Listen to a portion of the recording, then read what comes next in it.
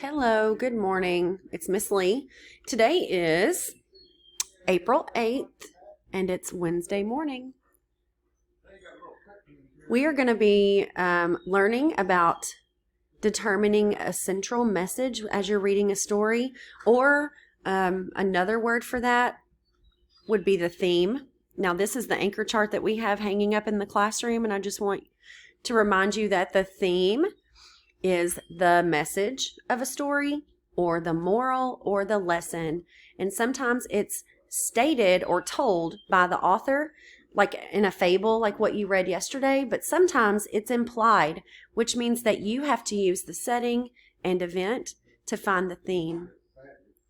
Common themes that you can find in stories would be lessons about friendship, lessons about compassion, never give up, be responsible, have courage, accepting others, respecting others, being kind, being honest, and having perseverance. So a good question you can ask yourself after reading a story is, what did the character learn to help them with their life? Or what is the author trying to teach me?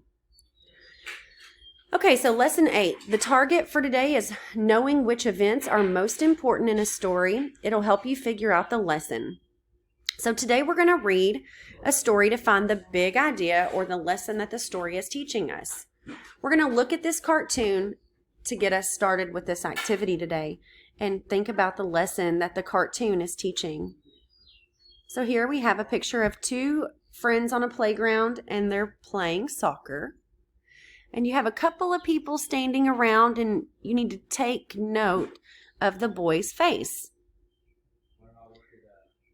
One of the little girls walks over to the boy with the sad face and says, "Come play with us."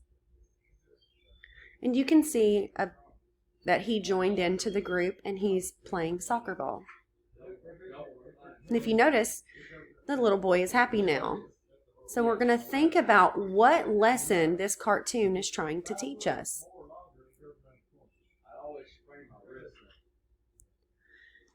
The think section of this activity is this chart here, and it has 3 sections.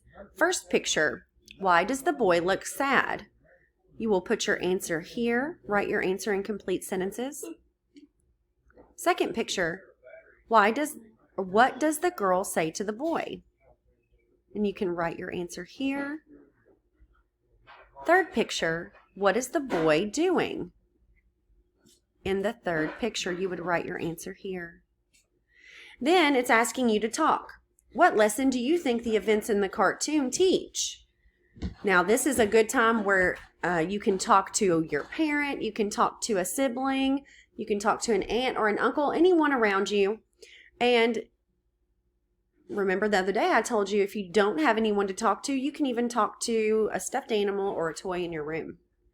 Make sure you're using academic talk, words like central message or theme or lesson as you talk. Remember to make sure that you're pausing the video as you're watching it so you can stop to do the activity before moving on. So now you're going to read a fable about the Blue Coyote. This is a Native American fable. As you're reading, make sure you take note of the illustrations or the pictures. And anytime you see these little boxes here that give you tips, you want to read those and do that. This says a close reader habit is to underline words or sentences that tell why the animals become angry at the Blue Coyote. So you need to make sure you underline or circle those details. After you do that, go ahead to the next page where it says explore. How do the events in the story help you to figure out the central message? You're going to do this activity where it's asking you to think. You're going to answer the questions in this chart that tell the most important events in the story. And we've got our little moose here. He's asking a question. I wonder what lesson the coyote learns. I'll find the most important events in the story to help me figure it out. So the chart says, what are the most important events? How does the blue coyote become blue? You need to stop, go back to the text, and you can look for keywords like becoming blue. So if you scan, you can figure out where you find the word blue, and you can reread to find why the coyote turned blue. That's a good time to go ahead and underline your details from the story and then write your answer in this box. Then it asks you, why do the animals bring the blue coyote food? Go back to the passage. I would look for the keyword food. If you look for the word food in the passage, it will help you to find the answer. Underline or circle your answer in the text, and then come down here. Using complete sentences, write your answer in this box.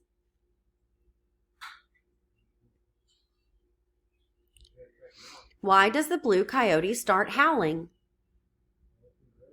I would go back to the text and look for the keyword howling. This will help you to find the answer.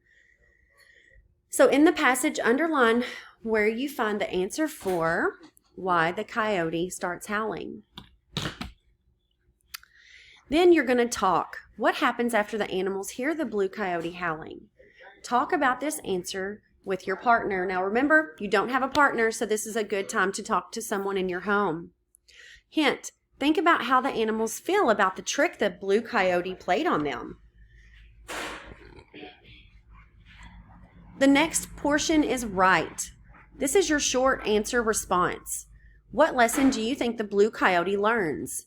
Write about the event from the story to explain your answer, and you will write on page 126. Please do not write in this empty space down here. That's not enough space.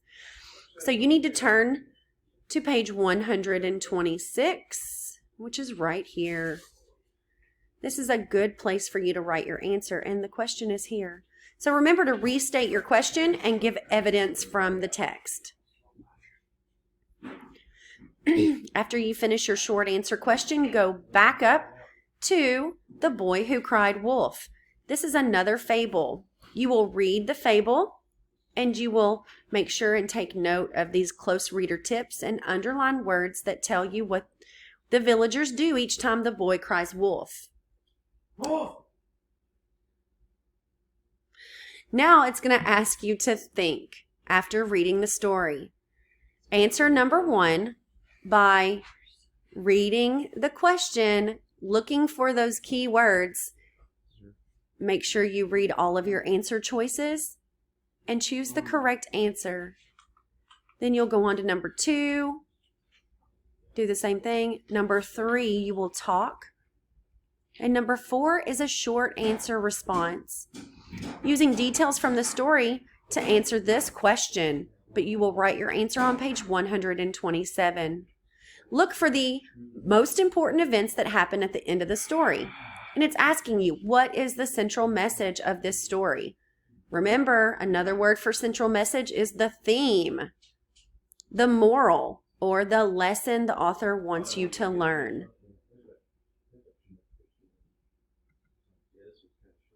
And you will write your response on page 127. It asks you the question again, and then it asks you to check your writing after you finish writing. I will be calling each of you this week and doing phone or video conferences with you, and I want to be able to see your work at that time. So whenever I set up my meeting with you, if you would have your reading packet out so I can check your work. Just want to make sure that you all are not having any trouble with it. And if you are having trouble with it, I want to be able to help you change your answer so that that your thinking is correct. So I hope you have a great Wednesday. Make sure you get out and play today. This reading activity should not take you more than 30 minutes. I know the math is about the same in your social studies and science. So after you complete your work, make sure you get outside and enjoy the beautiful weather. We miss you and we love you. Have a great day. Bye.